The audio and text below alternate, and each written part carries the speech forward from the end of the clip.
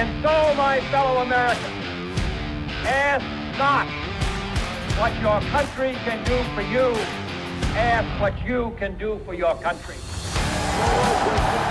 Welcome to the Politics, Prepping, and Paranormal Podcast. I'm so excited. Politics and paranormal. This is like the two things that I'm so obsessed with.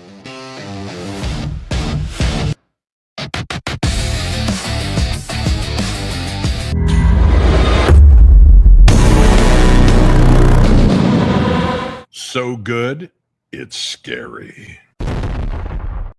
Are you ready? Welcome to the Politics, Prepping, and Paranormal Podcast. I'm Jeff Morgan. I'm your host. Before I went on my recent hiatus, I covered America's fifth largest political party, the Constitution Party. I spoke with Bob Goodrich, who's the Eastern States chairman of the party and pretty much covers most of the New England states down to Pennsylvania. Well, this week I'm circling back to talk more about the Constitution Party because, well, I'm personally very interested in the work they're doing, and because from my personal research, they're the only party that truly supports the values, opinions, and ideals that I believe in. And if you've been following our president lately and the Democratic Party for the last 2 decades or so, well, you know that if you support and believe in the Constitution and you're a Christian and you believe and try to follow the scripture in the Bible, then you probably feel like I do and don't believe Democrats or Republicans unequivocally support our values and ideals either. And I'm damn sure not joining the Green Party and becoming a climate activist or the Libertarian Party, since neither of them support my values and beliefs either. So I'm still researching and learning about the Constitution Party, and I think that a lot of you should be too. So this week, I'm excited to welcome the national chairman of the Constitution Party, Justin Magill, to the show. I'm looking forward to getting his insights and perspective and hearing directly from him about the work and future of the party. America, the beautiful. A nation of adventurers and innovators, survivors and competitors. But these days, too many of us are scrolling social media, laughing away our despair. It may seem like the best choice as we face the mockery of American politics, because we recognize the false binary presented to us. We recognize the enemies of prosperity. But we should never see America as two parties against each other. We should never be striving to conquer each other. As far as laughing, we don't want it to end. We want it to be in celebrations of success, together. That is why we are one party, a party for the people. The party of the few, but the party of truth. We will rise from the bottom, under those that have disgraced this nation, and we will rise with the people, because we are the people. We are the Constitution Party.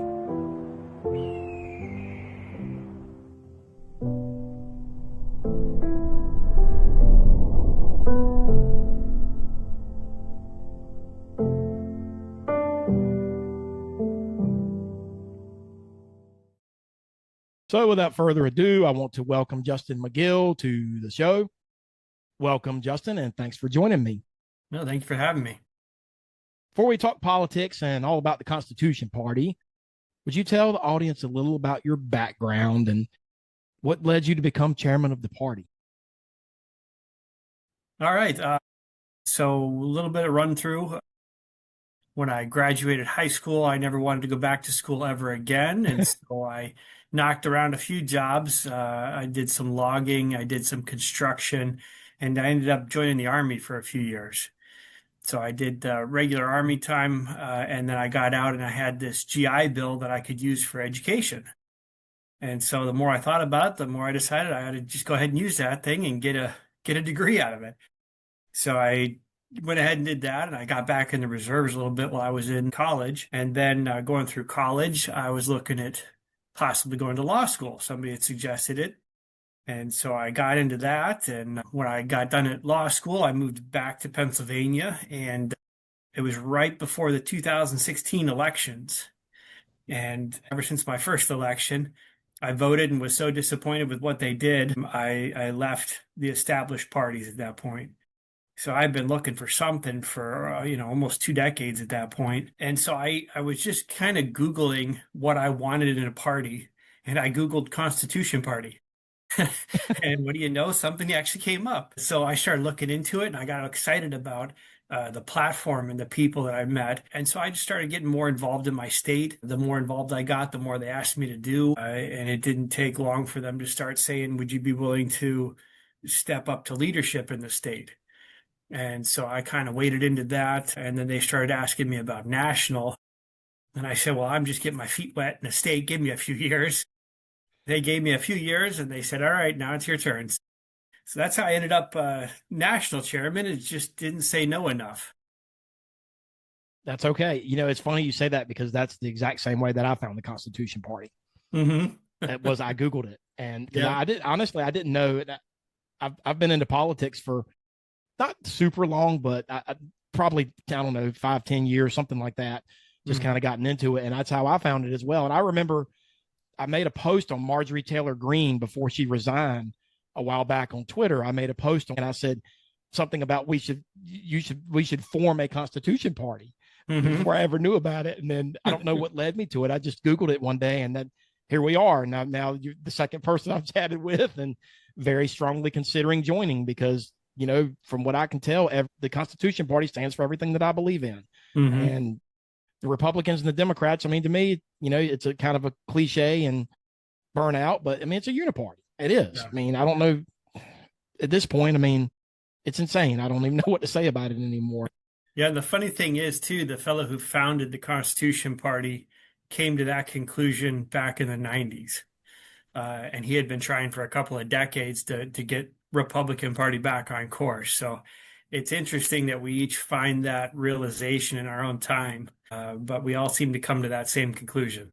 Yeah, and the libertarians, I'd support some of the things that they believe in, but they're too pro LGBTQ plus for me. I have friends that are gay. I'm not saying anything about my friends, but I definitely do not support anything transgender whatsoever. Yeah. I'm a believer. Yeah. I'm a Christian, and for me, for my money, the Republicans and or the Democrats support God. In everything that they do. I don't know.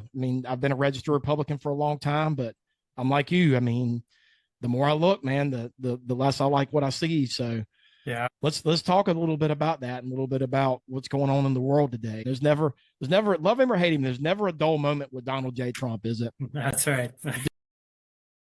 I don't even know what to say about him at this point. What's your thoughts on, Trump 47, just in general? Trump 45, that's come and gone. But Trump 47, we've got the Epstein files, or the lack thereof. We've got Venezuela. We've got Greenland, Iran, and now you're hearing about Cuba, and we're down to Iran. What's your take on all this? Well, so the thing that I keep trying to bring people back to is he's not an idealist. So that means he's not a conservative. He's not a whatever label you want to put on because he's not an idealist. He kind of goes where the wind takes him. And a lot of it is dependent on what he thinks is going to be the popular direction for the people he wants approval from. So if you're part of his base and he wants your approval, he'll go the direction you want him to go. And it doesn't necessarily matter who his base is at the time. It's more about who he's hearing from the most. So a lot of times people say, well, he's listening to this advisor or that advisor. Very likely. When you get to that kind of position, you don't have time to listen to the man on the street all across the United States. You got advisors telling you what's going on. So it's hard to know what to expect out of him because it's expect the unexpected situation. He doesn't necessarily have a conviction to go this route. He just kind of moves around where he feels like he should be going. So there's a lot of this stuff that, I couldn't have predicted we were going to be here. But at the same time, it's not necessarily surprising that we're going in these directions. I don't know. 45 and 47 are just completely different from me. The only thing I really dislike personally about 45 so much was he didn't drain the swamp. That was one of the biggest platforms he ran on, in his first term was drain the swamp. And you had Mark Milley and all these clowns that he didn't get rid of. I mean, I think he's done a better job at that this term, but some of his core platforms he ran on, I mean, he ran on the economy. I mean, Yeah. he ran on day one. Where are we at? Where the prices are higher than they've ever been. Gas is skyrocketing. He ran on no new wars. We say where that's going. No foreign wars. I mean, wow, that's all I can say about that. We say where that's going. Yeah. I mean, Well, I think part of it's going to be this is his lame duck section. So, all bets are off. He's not having to sell you on anything at this point. He's just running headstrong, whatever direction he feels he needs to go. So yeah. I think we're going to see a lot of things that are going to really shock some people, whether shockingly good or shockingly bad. We'll see. But I think the news is going to be alive for a while here. And what kills me is, and I give him all the credit in the world. MAGA is honest. I mean, it's turned into a cult. I don't know how else to say it. And I don't know what your perspective is on that, but I'm on Twitter every day. It blows my mind, the people that no matter what this guy does, he literally posted about wiping out an entire civilization. And people are like, oh, trust the plan, trust Trump, the QAnon. I mean, QAnon is a joke to me. I don't know how you think about that, but I mean, I think that, my personal opinion, I think that was very well crafted by Trump's team for support from the beginning. I think they had a plan with that. Man, I know so many people that's just like, trust the plan. It's, he's playing 4D chess. I'm so tired of hearing it. I mean, look, I'll be the first to give him all the credit in the world. You can't accomplish everything in one term. And, Biden undid a lot of the good he did in the first term, but you can't do it all in one term. But Trump's got to understand that. And he's also got to understand that he's got to set it for his party. He's got to set JD Vance and whoever is going to be his predecessor in the future up, instead of pissing his entire party off and all the Republicans. So I guess that's not a bad thing for the Constitution Party, but it's also a good thing for the Democrats and, the people that we all agree we don't want in office. So, yeah, it's his first term. I have a very negative perspective on what came out of it. And putting it in perspective, I think you said it well, the first 100 days of Biden, and it's wiped out everything Trump did the first term. Why? Because there was no depth to any change he made. There was no lasting anything. It just got wiped away in the first 100 days. And I think that's very telling. That's something that people need to be aware of. But the reason the mega crowd is still with him, or half of it, I think is just sadly the state of society right now. We don't understand civics. We don't understand how to have quality discourse with one another, with people we disagree with. We can't learn from anybody. We have our little echo chambers and, rah, rah, us, and everybody else is bad. And it's the place of society right now that has fallen to the point where we're just blinded by things and we go our way. And not everybody's like that. You get the mega crowd splitting a little bit. There's some that are truly saying we want America first, and we're seeing some things that aren't America first. But overall, society has just gotten this sad state of non-thinking. It's very Orwellian, the place that our citizens have gotten themselves to. Well, let's talk about your party, about the Constitution Party. I asked Bob about some of this. I covered it with him when I had Bob Goodrich on a while back. For people that aren't familiar with you, just real quickly, can you just kind of break down your core values, what it is you believe and what it is you stand for? Yeah, so a few basic things. Declaration of Independence is a big document with us because it's very foundational to the structure of government and why we do things the way we do. And it says some very specific things. First, every human being has certain inalienable rights. And the purpose of forming government is to secure those rights. We see different political philosophers getting into that in depth that the founders read. And so they take those beliefs and they build a system that protects that. So we're not a democracy, we're a constitutional republic. So we have rule of law rather than the rule of the majority. So there's certain things that have to be built in stone to protect minorities. Just because you're not in the majority doesn't mean all your rights are gone. So we have constitutions that enshrine some of those protections. And there's differences between state constitutions and the U.S. Constitution. the state constitutions at the time, wide open. Every power given to government was given to the states. And then when they created the U.S. Constitution, they pulled very select powers and put them in there for the U.S. government. So it's a very restrictive document if it's read properly. These days, it's read upside down, essentially. It's read as a document of negative liberties, which was some of the founders arguing against the Bill of Rights, saying, you put that in there, they're going to read it upside down. But those are the foundational aspects that we look at. And we say, no matter whether we're talking government action, candidates talk, whatever you look at, what is the purpose of government, and does this fulfill it? So that's the foundation of the entire party. And we always want principle over party. So even if it's our candidates going wrong or one of our leaders going wrong, we want them to be called out. We don't want to say, rah, rah, our side, everybody else is bad, and no matter what we do, it's okay. Principle over party. So if we're the biggest party in the United States, we're going to need a lot of accountability to keep us on track. So that's the core of the party. Every human being has certain inalienable rights. Purpose of government is to protect those rights, to secure them.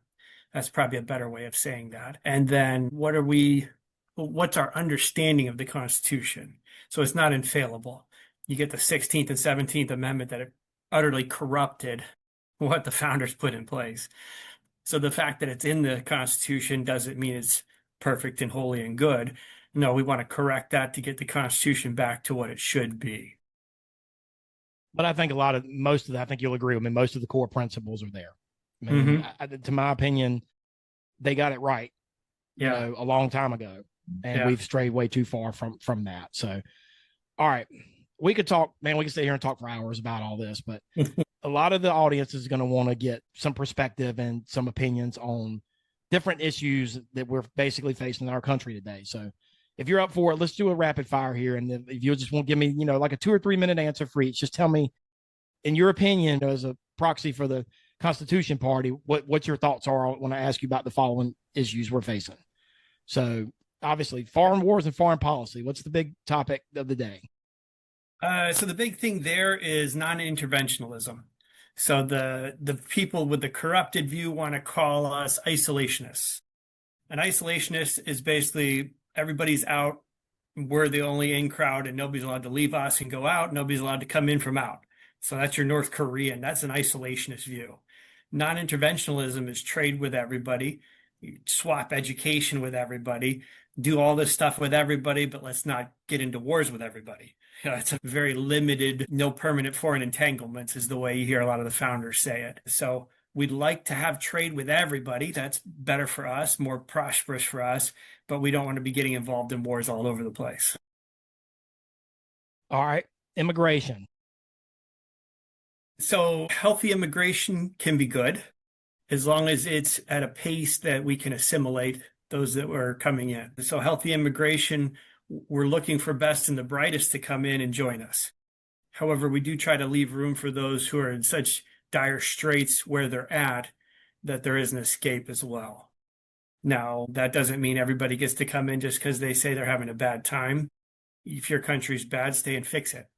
However, there are some other issues with that. But at this point, things are so swamped with immigrants that we have lost a lot of our identity and our unity that came from the melting pot that originally was. So we're definitely looking at a cessation of immigration, or at least to scale it back while we fix our borders. If you don't have borders, you don't have a country. All right. I know this is a big one for the Constitution Party. What about the national debt, budget, and spending?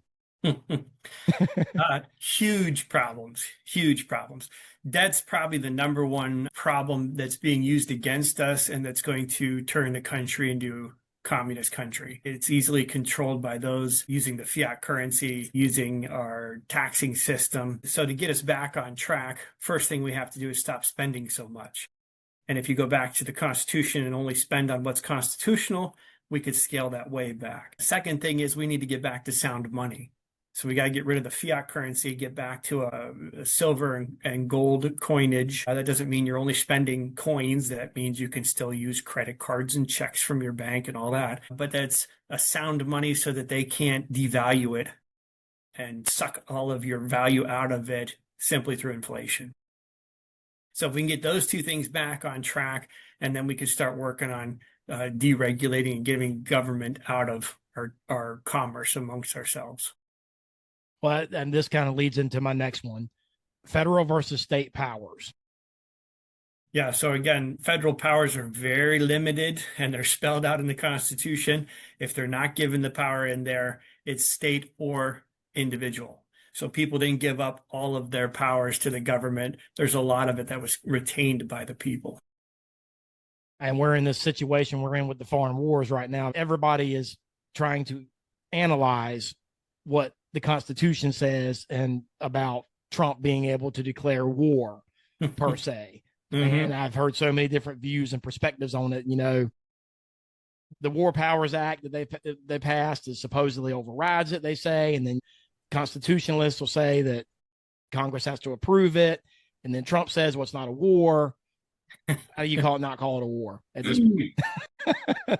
In my opinion. So yeah, and it's you pass a law by Congress that's unconstitutional, it's void. That's the basis of having a constitution. And so when we allow that to continue by our representatives, we're just legitimizing what they're doing. The more we legitimize, the more they're going to do, and it just keeps going downhill until you have bureaucracy running things instead of our elected officials. Speaking of bureaucracy running things, term limits. So when the founders created the U.S. Constitution, they had term limits in state governments and local governments, and they discussed it for the U.S. Congress and president and the judges, and they rejected it. And the reasons they rejected it were fairly sound in my thinking. And so we as a party have rejected putting term limits into the Constitution based on some of this thinking. And a big part of what they were thinking is you should be able to have whoever you want to represent you at the U.S. level. If you don't want them to represent you, just vote them out next time. You know, it's kind of a straightforward term limit right there. So there's some solid thinking, in my opinion, that went into rejecting term limits at that level. That was long before super PACs and billionaires like Elon Musk that get involved in politics and before money became as much of an issue. So I can see from the founding fathers' perspective, they didn't have to worry about any of that back in the day. And now here we are where money basically buys you office, unfortunately. So that's my only view about that. So they had that issue back in the day too, and they were accused of creating offices such as the Senate to be the aristocracy. And they accused those that had all the money of doing so. We sent the people that had all the money into the Congresses and the legislatures and being president of the state and things like that, because all of the money meant they were well educated on a classical education. It meant they had the time to take care of these things. Generally, it meant that they were well versed in economics, both local and on a wider scale, you know, shipping overseas and all that. So they had very wealthy folks back then that would put their money into different things and in different ways. And they didn't have all of the restrictions on election laws that we do now. So it was easier for them to influence with the money. So there's different things they built in, such as the Electoral College, in deference to some of those problems. So I wouldn't say that they had a different situation when it came to money that we do now. You know, if you've never looked into the reasons why they rejected things like term limits, reading the notes from the Federal Convention of 1787 is very fascinating. I'll have to check it out. Definitely, I've never read it, so. All right, healthcare. So there's a number of things. First thing is you don't have a right to somebody else's time or money. There's no such right that allows you to make slaves out of people. And any right people thought they had, they used the 13th Amendment to clarify that. So there's no right to healthcare. You can't demand doctors or nurses work for you. You can't demand medical institutions provide you with services. You can't demand somebody else pay for something that somebody wants to voluntarily give you. So right there off the bat, government's out of it.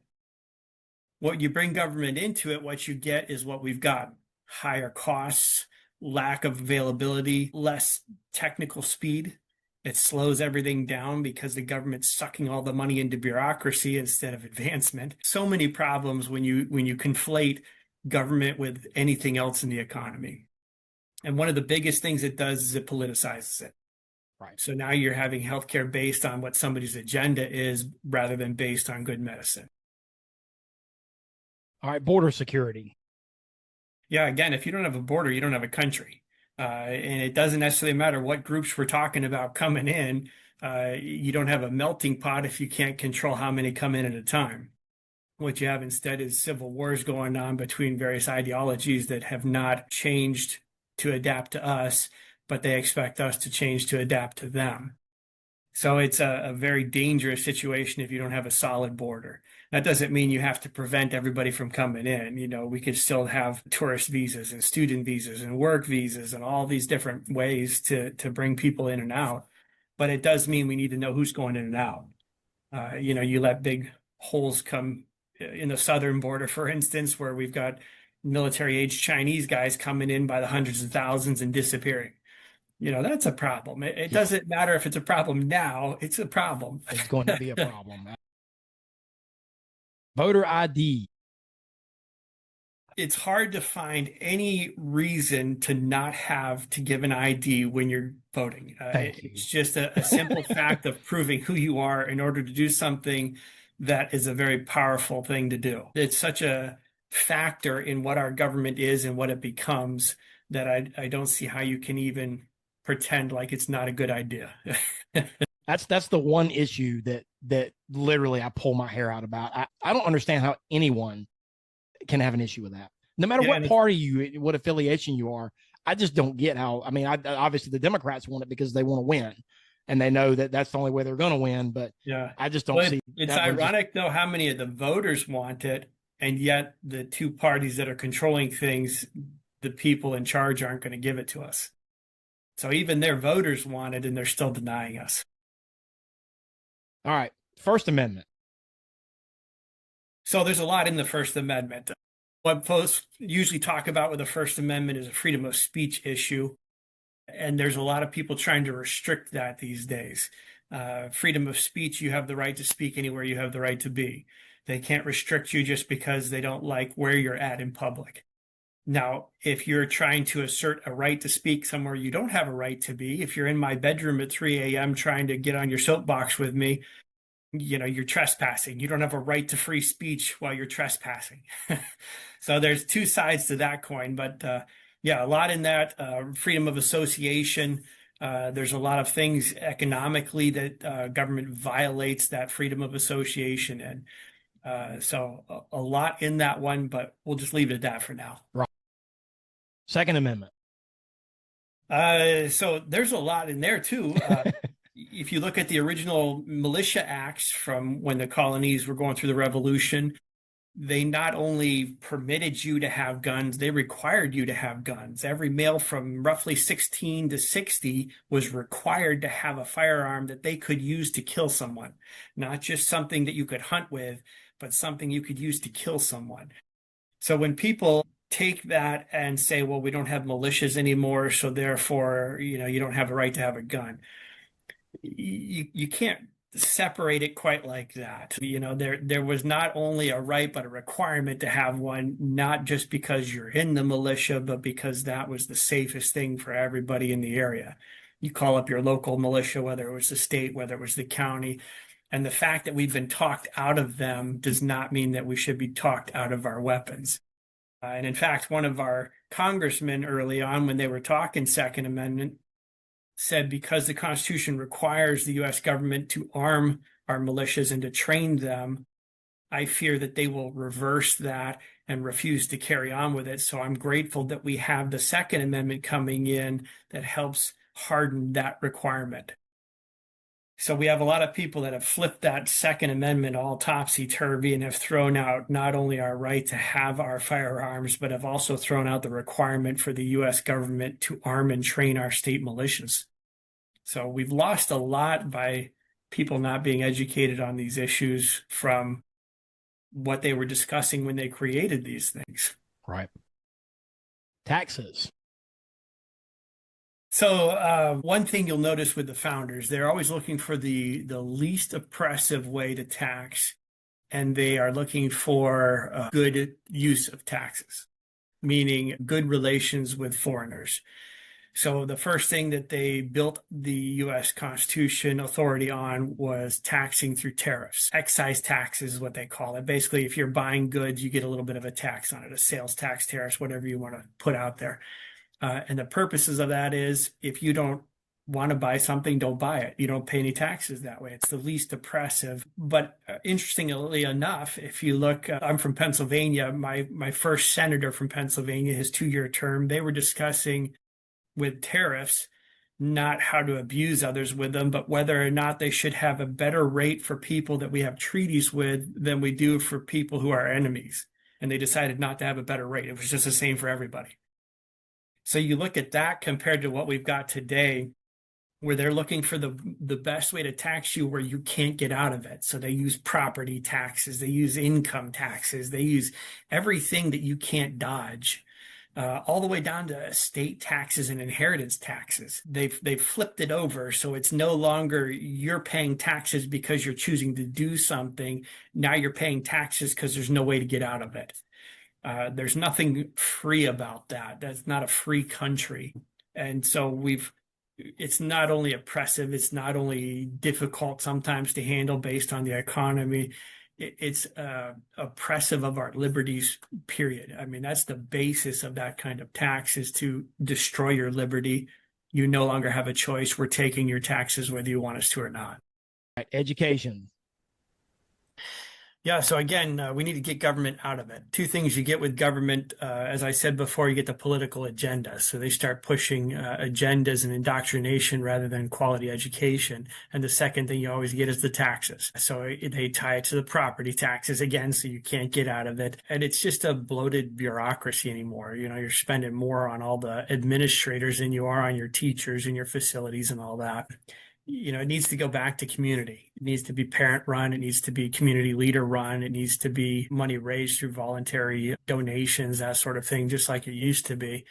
And I think we'll see our education standard go up if we move that direction. We covered a lot of the big issues facing the country right now. What, in your mind, what are both parties doing well, doing wrong, and what can they do better?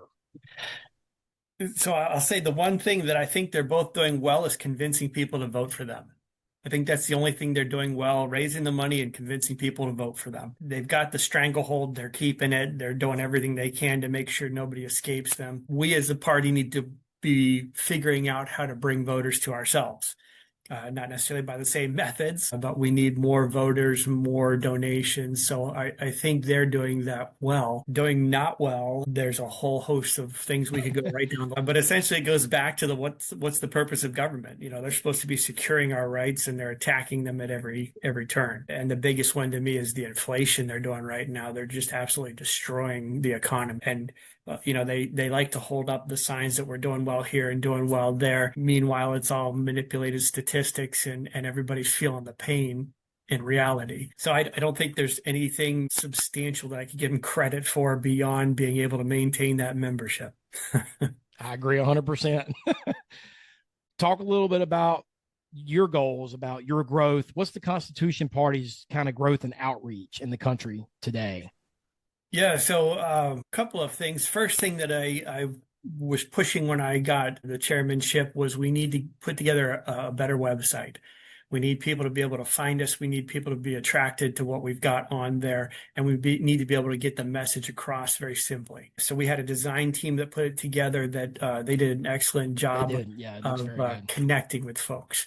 And as we're moving forward, we're adding more and more stuff to make it more interactive. So if people keep checking back once a month, you're going to find new stuff being added, especially as we're hitting the 250th anniversary of the Declaration of Independence. So we've got a road to independence going on that's going to start connecting what's going on now with what was going on then. And people can start connecting the dots with who the good guys and who the bad guys are on some of that. And the second thing that we're really focusing on is challenging individuals that they are the answer. not some politician somewhere in Harrisburg in Pennsylvania, or down in DC, or wherever you're at. It's you. So people need to start working with community. They need to start going to municipal meetings and school board meetings and challenging what's going on. That's fundamental. And out of that, we're starting to get a lot of local activity. So we've got one school district. They started a county constitution party. They got the first seat on the school board of 9 folks. Then they picked up the next election 2 seats. And now they have 4 seats, and one of them is the president of the board. So when people start seeing what they can do locally, if they simply get involved, we can start growing. And when the community sees what the party is doing through our candidates and sees them in action, things start taking off. So the chairman in Pennsylvania, township supervisor for 3 terms, he cut a bunch of the ordinances. He protects them from raising the taxes. Every time they talk raising taxes, he runs around town and tells everybody, you better come to this meeting because it's your pocketbook. So that's the kind of thing that we're encouraging. And as we encourage that, we start to see new groups popping up, starting to say, hey, we're getting together with other like-minded people. What can we do to make a difference? So we're very focused on local. We think by the next presidential election, we can be on anywhere from 40 to 45 ballots. And we think we can do that because we're starting at the foundation. We're building the local groups, building the state groups. We're not just going to be this top-heavy organization that doesn't really do anything except occasionally run a candidate here and there. We want to see this make a difference. Now, the fact that we're going to be on the presidential ballots, that many at that time, doesn't mean we're winning everything yet. But 10, 12 years down the road, we start to see a big difference as we start accumulating these local races. It adds up. You start getting county and then state. So, definitely for people out there, we've got interactive stuff on the website where you can go and check and see what's going on in your area. Get connected, because that's where we're seeing the most excitement and the most growth. It's from my perspective, Justin, it's all about the youth and the youth movement too. Because look at what Turning Point has done Turning Point, to me, I don't know if you agree with this or not. They handed the 24 election on a silver platter to Donald Trump. Mm-hmm. And that's truly what, from, my perspective, and it's all about, youth and social media. That's how they connect with everything now, and just educating them on what is right and what's wrong. I hate to say it like that, but that's really what we got to do at this point. So there's definitely some education that needs done to see where they're coming out of. But I'm excited by the youth and the fact that they're not just blindly committed to a party. Just because their parents were with that party for 50 years doesn't mean they're part of the party. They're starting to step back a little bit and look around and say, I'm not just blindly committed. I'm not blindly loyal. What's good for me? What's good for the country? That's the direction I want to head. So I'm excited to see that, because they're starting to look like we did. They're starting to Google Constitution Party. They're starting to check social media for what's everybody's saying. So part of our outreach is building a social media team to try to connect with them on all these different platforms. But I'm excited about what they're doing, just in the fact that they're looking for better answers. So from leadership and just the party in general, what's the party goals for, at first, I guess, to say the next 5 to 10 years? So 5 years is a little tougher. We're trying to get on the ballot 40 to 45 states. Some of those states don't have ballot access that you can retain. So every election cycle, you're collecting signatures and such like that. But within 10 years, I expect us to have an organization in every state. So that makes ballot access a little bit easier. I think my 12-year goal is more of every county's got an organization. And that's a pretty lofty goal. You don't even have that necessarily with the big two. So we're shooting for that. But I think that's where the key is, to get those county organizations. So that's our focus, and then the states come along with it. What about long term, like 25 years and beyond? What do you hope to see in 25 years? We're the biggest party in the country. That's my 25-year goal.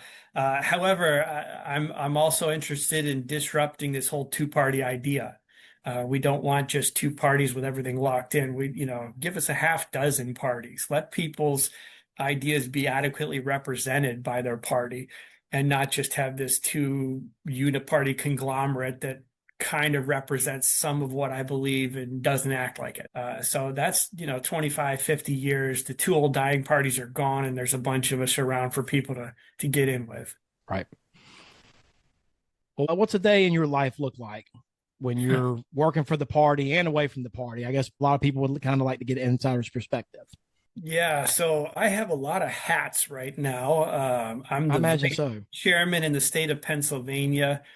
I'm also an organizer in my region in Pennsylvania. At the national level, we're building this new website. So we're website committee and website design committee, ballot access committee. There's a lot of these different things that we're trying to do just with Constitution Party stuff. So I get into the office, first thing I'm doing is checking all the emails, making sure I'm up to speed on what's going on, answering questions. I try to get email blasts out every few days, just to party-wide, or if it's a specific issue to the groups that have volunteered for certain things. So that takes some time most days. Somewhere in the morning, hopefully I shift over to doing my actual day job, which I'm an attorney, so a lot of paperwork and phone calls and stuff like that. And then usually afternoons and evenings, it ends up being some family time and also some work on my house time. I'm in the middle of renovating. We got into a big project, and then we had a baby. So now I have a year and a half running around. Congratulations. Yeah, it's exciting, but it adds to it. And then evenings, it's usually doing interviews or having meetings on Zoom, things like that. So what do you like to do in your spare time when you're not doing all this?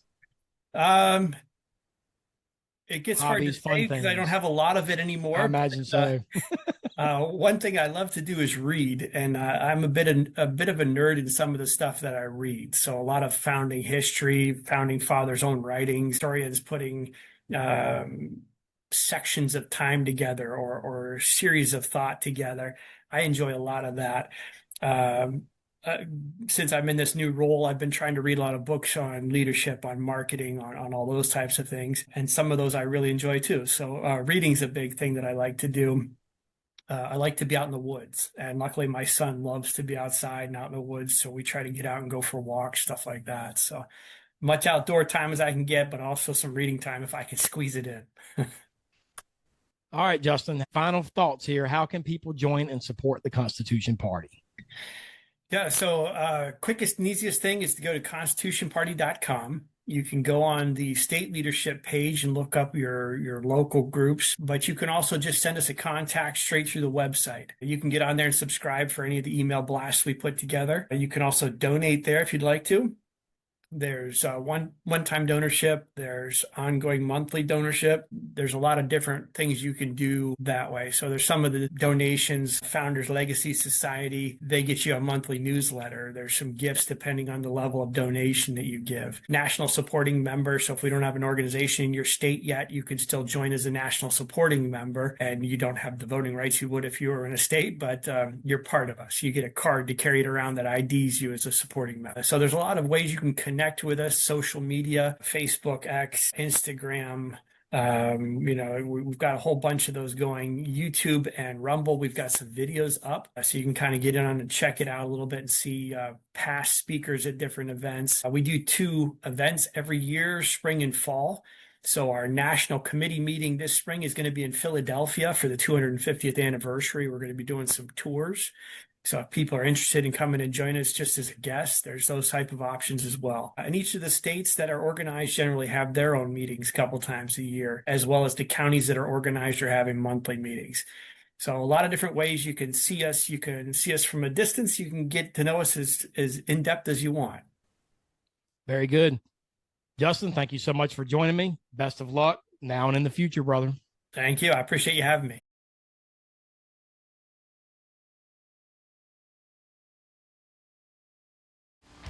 Thank you for listening to the Politics, Prepping, and Paranormal podcast. Your source for real news and analysis on politics, prepping, paranormal, conspiracy theories, and the volatile state of the world we live in. Tune in next week and every week for a new episode, and stay safe, stay healthy, and stay vigilant.